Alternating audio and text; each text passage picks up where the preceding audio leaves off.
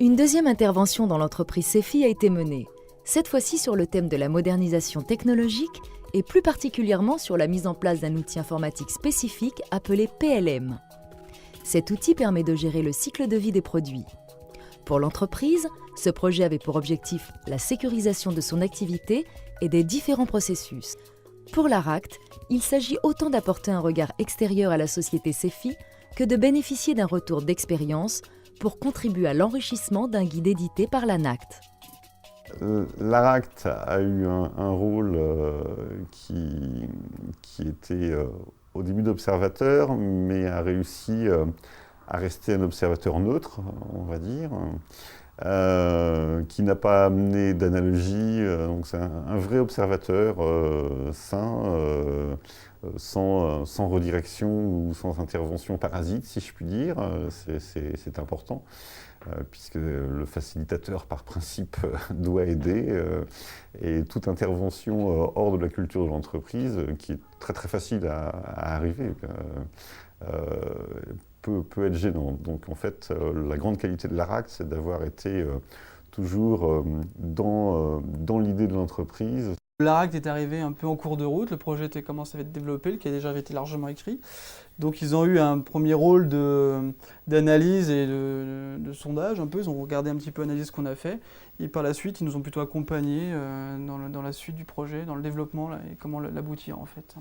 L'implication s'est faite justement des différents métiers et surtout de s'apercevoir que d'une demande de modif, tout ce que ça pouvait entraîner, c'est-à-dire que la production, ce qu'elle devait faire, les recherches et développement au niveau des logiciels éventuellement de test, l'ADV pour pouvoir informer le client, les achats pour l'impact d'un coût.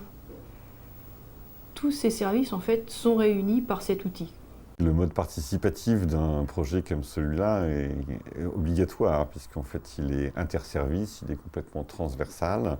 Il n'y a pas, le chef de projet n'est qu'une personne qui est spécialisée dans le processus transversal. Il n'a pas de poids hiérarchique, aucun des intervenants n'a de poids hiérarchique dans le projet. Ils ont tous des actions à fournir pour réussir à mener à bien l'action. Et donc le travail collaboratif et participatif, le management participatif est essentiel. Enfin, il n'y a que ce mode-là qui peut fonctionner dans un tel projet.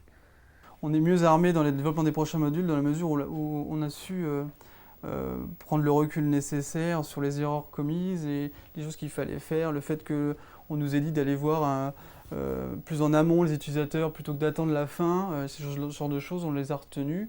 Et maintenant, lorsqu'on fait un groupe de travail, le cahier des charges est plutôt présenté à l'ensemble des gens qui vont avoir à l'utiliser. Ce PLM, Product Life Management, c'est l'évolution d'un produit, donc la vie du produit au travers quand même la vie d'une société. Donc les gens peuvent être plus s'impliquer, plus connaître l'impact que ça peut avoir. C'est-à-dire que Schéométhode, d'un seul coup, on pense qu'on voit l'impact qu'il peut y avoir à l'ADV, aux forces de vente, l'impact qu'il peut y avoir chez le client, l'impact de la production. Donc une meilleure communication. Le PLM nous a apporté dans notre condition de travail une libération de l'esprit. Comme ça, on n'a plus besoin de chercher tout ce qu'on a à faire. En fait, on a juste à suivre les différents onglets du logiciel. Ce projet a apporté plus que du confort. Ce projet a apporté de la fiabilité en fait, dans l'exécution des tâches, d'une part, une systématisation de l'exécution de toutes les tâches de mise en production des évolutions de produits. Ça, c'est très important. Au-delà de ça, effectivement, cela a apporté du confort, puisqu'en fait les tâches sont plus faciles à faire, elles se font, l'informatique est au service de l'homme.